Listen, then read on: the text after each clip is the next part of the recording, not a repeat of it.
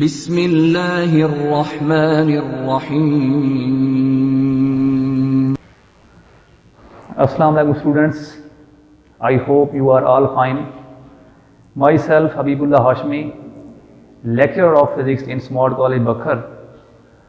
आज हम physics part 1 chapter number 1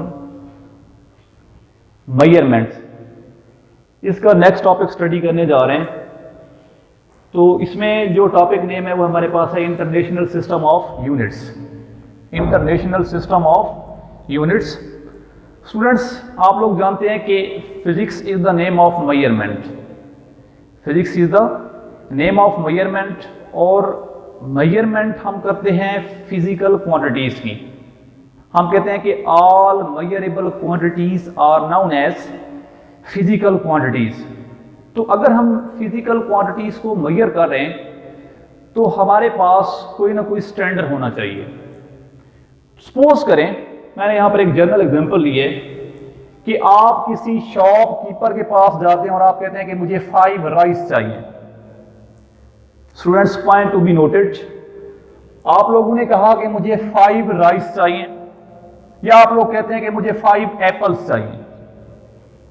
तो आपकी जो बात है वो मीनिंगफुल नहीं है। In other words, your information is incomplete. आपकी इंफॉर्मेशन जो है वो क्या है? इनकम्प्लीट है। तो जैसे ही आप लोग इस 5 राइस 5 के साथ किलोग्राम को ऐड करते हैं तो आपकी इंफॉर्मेशन कंप्लीट हो जाती है। आप कहते हैं कि मुझे 5 किलोग्राम राइस चाहिए। सिमिलरली, अगर आप कहते हैं कि मुझे 5 किलोग्राम एप्पल्स चाहिए तो आपकी इंफॉर्मेशन क्या हो जाती है? कंप्लीट हो जाती है। We can say that units complete our information.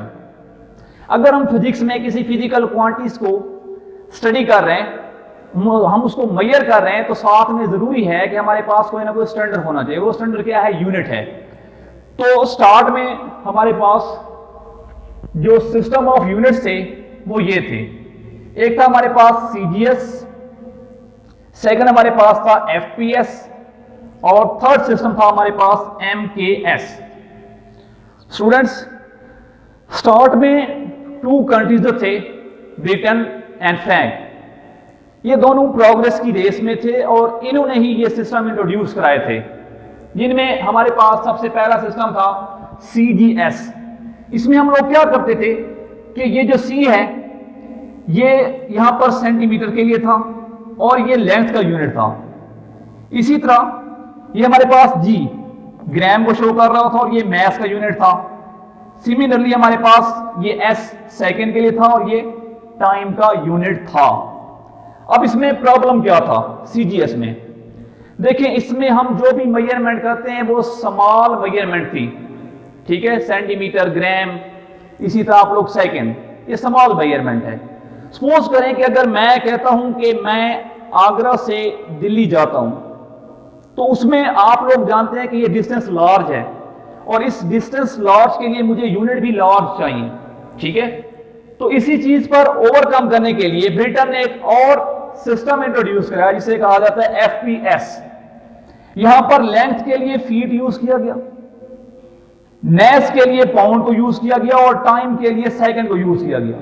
अभी भी अगर आप शेक्सपियर की इंग्लिश को स्टडी करें तो उसमें आपको मैस के लिए जो यूनिट मिलेगा वो पाउंड होगा, ठीक है। तो इसी तरह जो इसके बाद एफपीएस के बाद जो सिस्टम इंट्रोड्यूस कराया गया वो था हमारे पास एमकेएस। यहां पर देखें, ये जो एम है ये मीटर के लिए था और मीटर यूनिट था लेंथ का। इसके अलावा हमारे पास ये के किलोग्राम के लिए था और ये मैस का यूनिट था। इसी तरह हमारे पास एस सेकंड के लिए था और ये टाइम का यूनिट था। अब हमारे पास जो यूनिट थे वो लार्ज आ चुके थे। इसमें हमारे पास मीटर लेंथ के लिए आ रहा था और ये जो के है ये किलोग्राम के लिए आ रहा था और एस जो है ये सेकंड टाइम के लिए आ रहा था। लेकिन इसकी कुछ लिमिटेशन थी, इसको प्रीफर किया गया लेकिन ये ज्यादा तक वैलिड नहीं रहा। उसकी वजह ये थी कि इसमें जो 1 physical quantity has more than 1 unit, इस सिस्टम में एक फिजिकल क्वांटिटी के मोर देन 1 यूनिट्स आ रहे थे। लेट्स सपोज हमारे पास एनर्जी है, इसका एक यूनिट था किलोवाट आवर। जब हम इलेक्ट्रिसिटी को मेजर करते तो हम यूज करते हैं एनर्जी के लिए किलोवाट आवर, और न्यूक्लियर फिजिक्स में हम यूज कर रहे थे इलेक्ट्रॉन वोल्ट को, इसी तरह इसका एक और यूनिट था जूल। तो एक फिजिकल क्वांटिटी और उसके बहुत सारे यूनिट्स। तो जरूरत इस बात की थी कि अगर फिजिकल क्वांटिटी एक है तो तमाम लोग उसका यूनिट भी एक यूज करें। स्टूडेंट्स, आप लोग जानते हैं we live in a global world, और इस ग्लोबल वर्ल्ड में हम एक दूसरे पर डिपेंड करते हैं, एक दूसरे के साथ डील करते हैं फॉर डिफरेंट पर्पस। तो इसी वजह से यह जरूरत फील की गई कि हमारे पास कोई ऐसा सिस्टम होना चाहिए जिसमें एट अ टाइम एक फिजिकल क्वांटिटी के लिए जस्ट एक यूनिट ही यूज किया जाए। तो इस चीज पर ओवरकम करने के लिए एसआई सिस्टम को इंट्रोड्यूस कराया गया। 1960 में पेरिस के अंदर 11th जनरल कॉन्फ्रेंस जो है ये हेल्ड कराई गई। 1960 में पेरिस के अंदर 11th जनरल कॉन्फ्रेंस हुई, और इस जनरल कॉन्फ्रेंस में पूरी दुनिया से जो डिफरेंट एक्सपर्ट साइंटिस्ट थे उन्होंने शमूलियत की और उन्होंने इस सिस्टम को इंट्रोड्यूस कराया। तो इस सिस्टम की बेस पर उन्होंने सिस्टम को 3 कैटेगरी के अंदर डिवाइड किया, यूनिट्स को 3 कैटेगरी के अंदर डिवाइड किया। इसमें एक थे बेस, सेकंड थे डिराइव, और थर्ड थे हमारे पास सप्लीमेंट्री यूनिट्स। तो इसमें अगर बेस यूनिट की बात करें तो हम कहते हैं base unit describe base quantities. ये वो यूनिट थे जो बेस क्वांटिटीज को डिस्क्राइब कर रहे थे, लाइक लेंथ का ऐसा यूनिट है मीटर, और ये जो मीटर है ये कौन सा यूनिट होगा? बेस, क्योंकि ये एक बेस क्वांटिटी लेंथ का यूनिट है। सिमिलरली टाइम को देखें, टाइम एक बेस क्वांटिटी है, इसका यूनिट है सेकंड, तो ये सेकंड कौन सा यूनिट होगा? बेस यूनिट होगा। इसके बाद हमारे पास डिराइव्ड यूनिट्स हैं। ये वो यूनिट थे जो डिस्क्राइब कर रहे थे डिराइव्ड क्वांटिटीज को, ठीक है।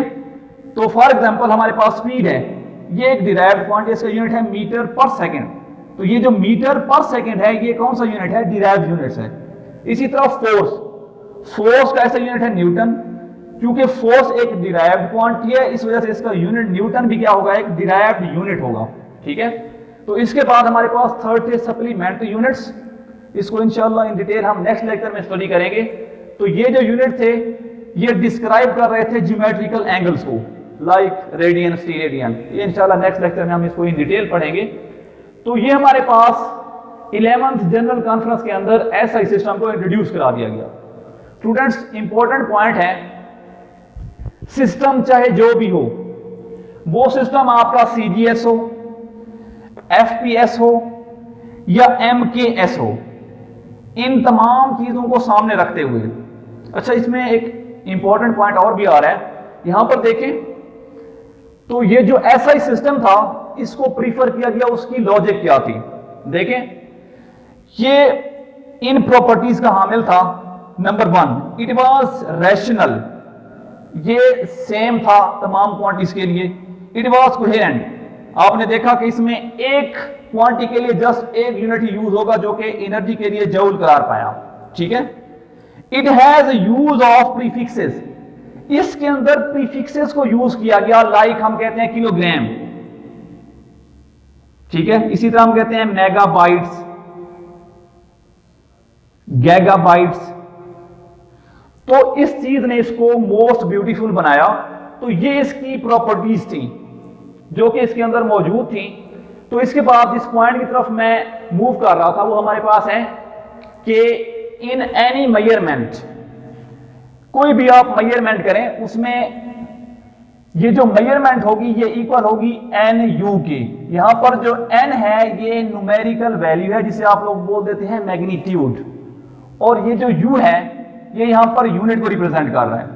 तो इसका मतलब है कि हमारे पास न्यूमेरिकल वैल्यू और यूनिट का प्रोडक्ट वो क्या रहता है? कांस्टेंट रहता है। देखें, आप चाहे सिस्टम यूज करें सीजीएस, एफपीएस और एमकेएस, इन तमाम सूत्रों में हमारे पास जो न्यूमेरिकल वैल्यू और यूनिट का प्रोडक्ट आएगा वो क्या आएगा? कांस्टेंट। इसको अंडरस्टैंड करने के लिए हम एक जनरल एग्जांपल लेते हैं। सपोज करें हम कहते हैं कि एक ऑब्जेक्ट का मैस है 5 किलोग्राम, एक ऑब्जेक्ट का मैस है 5 किलोग्राम, और आप यहां पर देख सकते हैं ये जो 5 है ये उसकी न्यूमेरिकल वैल्यू है n, और किलोग्राम उसका क्या है? यूनिट है। अब हम क्या करते हैं, हम किलोग्राम को ग्राम में कन्वर्ट कर देते हैं। मतलब यह है कि हम जो यूनिट है उसको समाल बना रहे हैं, ठीक है, तो ये बन जाएगा 5 और 1 किलो जो होता है ये 10⁻³ के इक्वल होता है और 10⁻³ 1000 के इक्वल होता है, तो ये बन जाएगा 5000 ग्राम।